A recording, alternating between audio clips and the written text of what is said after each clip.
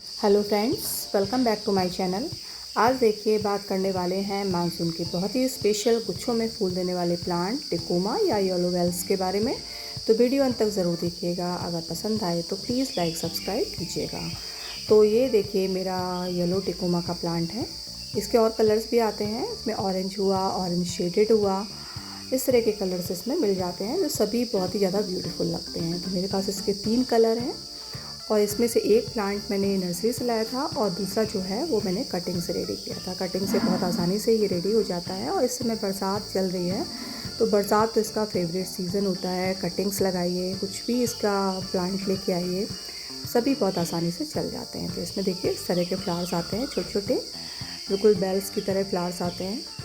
इसकी ये dwarf variety होती है, एक इसकी बिग साइज़ वैरायटी भी होती है जो गौरी चौरी भी बोलते हैं। ज़मीन में लगाने के लिए वो परफेक्ट होता है, लेकिन प्लांट के लिए जो है अगर पॉट में लगाना है तो उसके लिए ड्वार्फ वैरायटी ही लें, तो वो बहुत अच्छे से आपको फ्लावरिंग देती है। तो इसकी केयर की बात कर लेते हैं कि आज मैं इसमें क्या करने वाली हूँ। सबसे पहले तो आपको जो ध्यान रखना है कि अपने प्लांट की वीड्स हटानी है, बिल्कुल सारी वीड्स हटा दें और इसके मिट्टी को थोड़ा सा तने के साइड में कर देते हैं। और वीड्स हटाने में सबसे ज़्यादा क्या आता है, जैसे आप गुड़ाई करते हैं वीड्स हटाने के लिए तो उसमें अच्छा सा एरेशन हो जाता है, रूट्स जो है ख़राब नहीं होती हैं, रूट्स को ऑक्सीजन मिलती है और उसमें जो फीडर रूट्स होती हैं वो बनती हैं। और जब फीडर रूट्स बनेंगी तभी आप जो फर्टिलाइज़र देंगे वो एक्सेप्ट कर पाएंगे। तो इसके लिए बहुत ज़रूरी है कि आप 15 से 20 दिन में या मंथ में एक बार ज़रूर इसको गुड़ाई कर दें। उसके बाद मैं क्या काम करने वाली हूँ, आज की प्रूनिंग। तो बरसात हमारे यहाँ स्टार्ट हो चुकी है तो आप इसकी प्रूनिंग कर दीजिए पर अच्छे से, और सारी जो ब्रांचेस हैं मोस्टली अपने शेप में ले आइए। इसको जितना जैसा भी शेप देना चाहते हैं उस समय आप कर सकते हैं।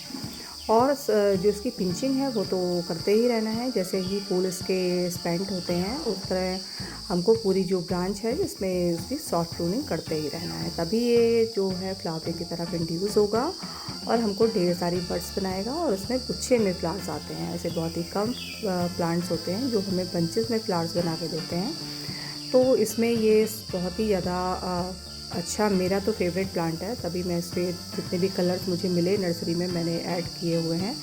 और कटिंग से भी ढेर सारे प्लांट्स बनते ही रहते हैं जो मैं मोस्टली अपने या तो प्लांट्स में नए पॉट्स में लगा देती हूँ या फिर गिफ्ट कर देती हूँ कि नए लोग भी इसको जाने इस प्लांट को और इसकी ब्यूटी को एंजॉय करें। तो देखिए मैंने काफ़ी इसकी प्रूनिंग कर दी है।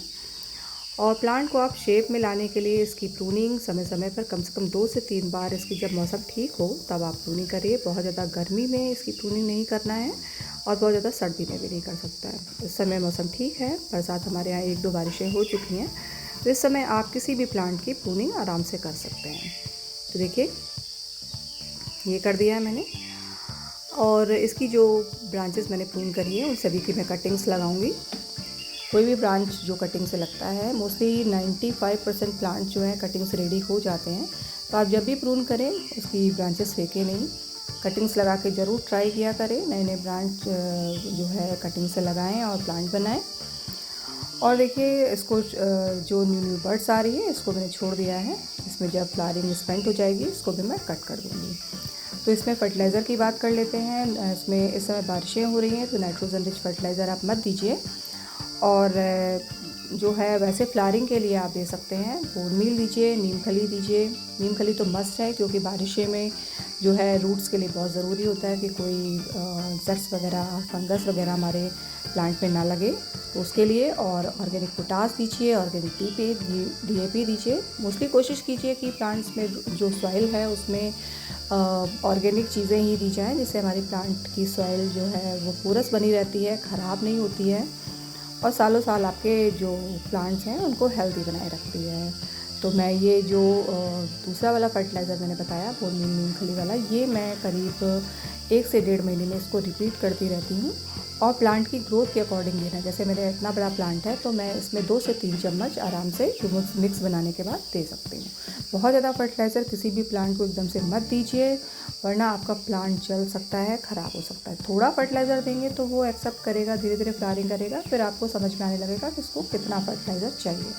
तो उस हिसाब से आप अपने एक्सपीरियंस से भी आपको थोड़ी बातें समझ में आती हैं।